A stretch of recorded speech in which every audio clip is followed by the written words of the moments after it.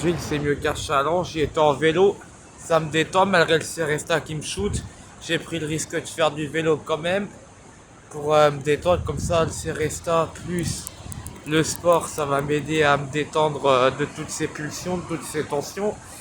Je voulais dire par rapport à la précédente vidéo, quand je parle de la maltraitance entre le CHD de La Roche et le docteur Faraille du CMP Le Phare de Challans, je parle de la maltraitance que ma mère a subie au service de réanimation du CHD de La Roche par rapport à sa BPCO qui est une détresse respiratoire. Elle était intubée, on lui a tiré les cheveux, écrasé un masque d'oxygène par la force, avalé de l'alprazolam malgré le risque de fausse route par la force, parce qu'elle voulait pas le prendre, parce qu'elle était pas anxieuse, c'était juste pour la shooter, parce que suite à la maltraitance, elle a gueulé, que elle a subi, mais voilà, c'est ce que je veux dire.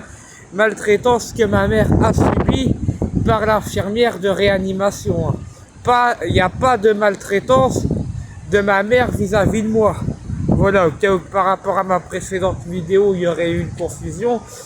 Et pour le docteur Faraille Ahmed, qui est ni un homme ni un docteur, hein, c'est une honte, j'ai envie d'en cracher, pour le qualifier, c'est rien, il n'est rien, c'est même pas une merde, c'est rien.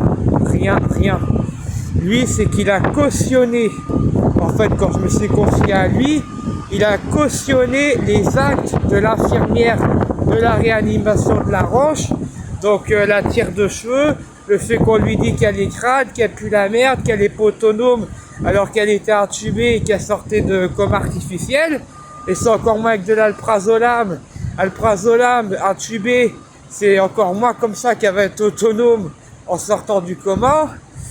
Il aurait fallu pour le docteur Faraille qu'elle soit autonome direct.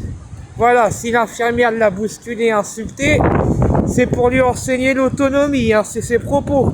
C'est pour lui réapprendre l'autonomie qu'elle a eu ses pratiques. Voilà, le docteur Faraille, qui n'en est pas un, pour moi ce n'en est pas un, c'est une sous-merde. Il a dit, c'est pour lui réapprendre à se débrouiller toute seule. Je savais pas que de bousculer quelqu'un, l'insulter, l'humilier, le dévaloriser. Je savais pas que la dévalorisation physique et morale et la maltraitance médicamenteuse, parce que l'alprazolam, comme le Seresta, c'est un médicament psychiatrique, ce n'est pas un médicament pulmonaire, hein, c'est pas du salbutamol, c'est pas de la ventoline, donc c'est encore moins avec ça que tu reprends la pêche et que tu réapprends à te débrouiller tout seul. Alors en étant shooté, dénigré, bousculé, en sortant de coma, t'es dans le, voilà, t'as tes muscles, tout ça qui sont à refaire parce qu'elle est restée alitée 5 jours dans le coma. Donc forcément, bah, ses muscles, ils étaient plus là. Donc pour faire sa toilette toute seule, tout ça, bah oui, elle pouvait la merde, mais elle pouvait pas le faire elle-même. Mais c'est pas lui gueulant dessus que ça va l'aider à se débrouiller, contrairement à ce que Faraille Ahmed prétend, quoi.